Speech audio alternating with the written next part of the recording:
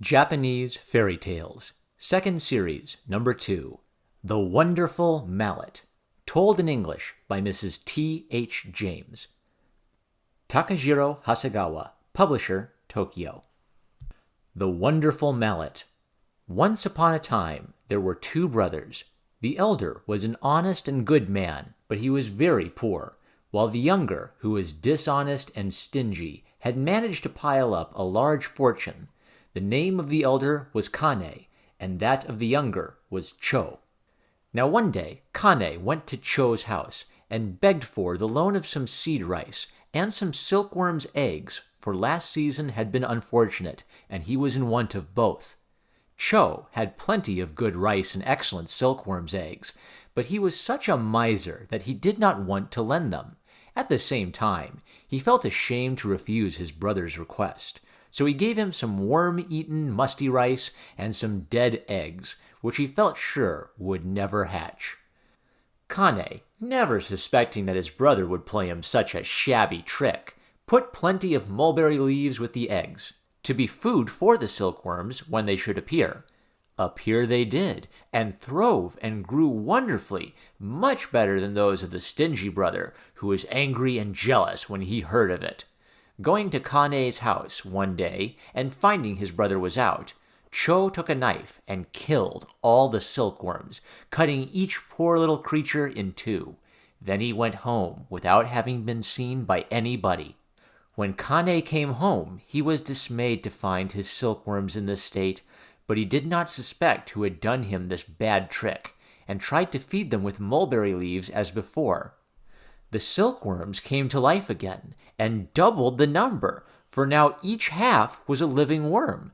They grew and throve, and the silk they spun was twice as much as Kane had expected, so now he began to prosper. The envious Cho, seeing this, cut all his own silkworms in half, but alas, they did not come to life again, so he lost a great deal of money, and became more jealous than ever. Kane also planted the rice seed which he had borrowed from his brother, and it sprang up and grew and flourished far better than Cho's had done. The rice ripened well, and he was just intending to cut and harvest it, when a flight of thousands upon thousands of swallows came and began to devour it. Kane was much astonished, and shouted and made as much noise as he could in order to drive them away. They flew away indeed, but came back immediately, so that he kept driving them away, and they kept flying back again. At last he pursued them into a distant field, where he lost sight of them. He was by this time so hot and tired that he sat down to rest. By little and little his eyes closed. His head dropped upon a mossy bank, and he fell fast asleep. Then he dreamed that a merry band of children came into the field, laughing and shouting. They sat down upon the ground in a ring, and one who seemed the eldest, a boy of 14 or 15, came close to the bank on which he lay asleep, and raising a big stone near his head, drew from under it a small wooden mallet. Then in his dream, Kane saw this big boy stand in the middle of the ring with the mallet in his hand, and asked the children each in turn, "What would you like the mallet to bring you?" The first child answered, "A kite." The big boy shook the mallet, upon which appeared immediately a fine kite, with tail and string all complete. The next one cried, "A battledore!" Out sprang a splendid battledore, and a shower of shuttlecocks. Then a little girl shyly whispered, "A doll." The mallet was shaken, and there stood a beautifully dressed doll. "I should like all the fairy tale books that have ever been written in the whole world," said a bright-eyed, intelligent maiden, and no sooner had she spoken than piles upon piles of beautiful books appeared. And so at last the wishes of all the children were granted, and they stayed a long time in the field with the things the mallet had given them.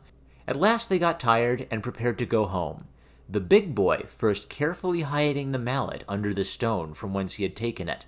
Then all the children went away. Presently Kane awoke and gradually remembered his dream.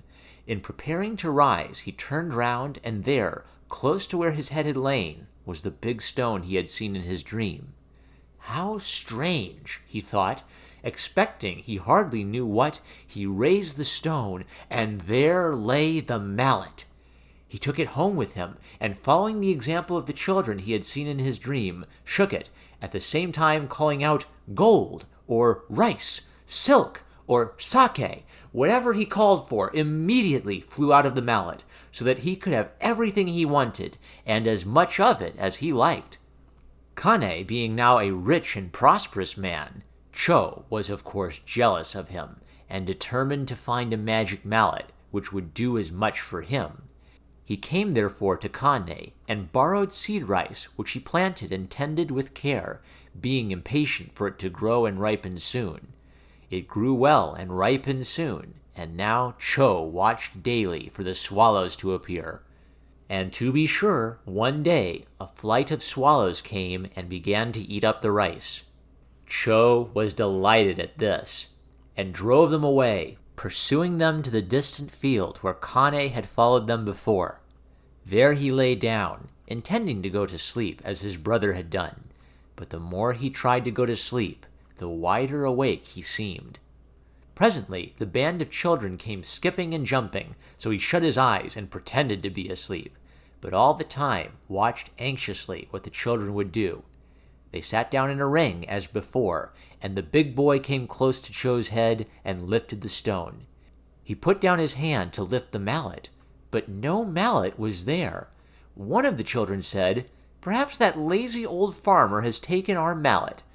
So the big boy laid hold of Cho's nose, which was rather long, and gave it a good pinch, and all the other children ran up and pinched and pulled his nose, and the nose itself got longer and longer. First it hung down to his chin, then over his chest, next down to his knees, and at last to his very feet.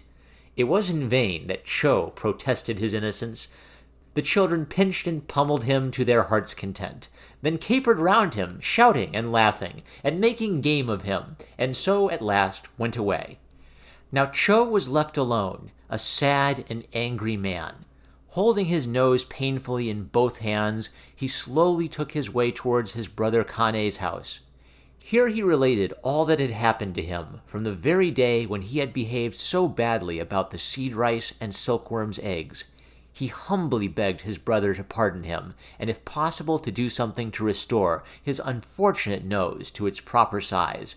The kind-hearted Kane pitied him, and said, "You have been dishonest and mean, and selfish and envious, and that is why you have got this punishment. If you promise to behave better for the future, I will try what can be done." So saying, he took the mallet and rubbed Cho's nose with it gently, and the nose gradually became shorter and shorter until at last it came back to its proper shape and size. But ever after, if at any time Cho felt inclined to be selfish and dishonest, as he did now and then, his nose began to smart and burn, and he fancied he felt it beginning to grow.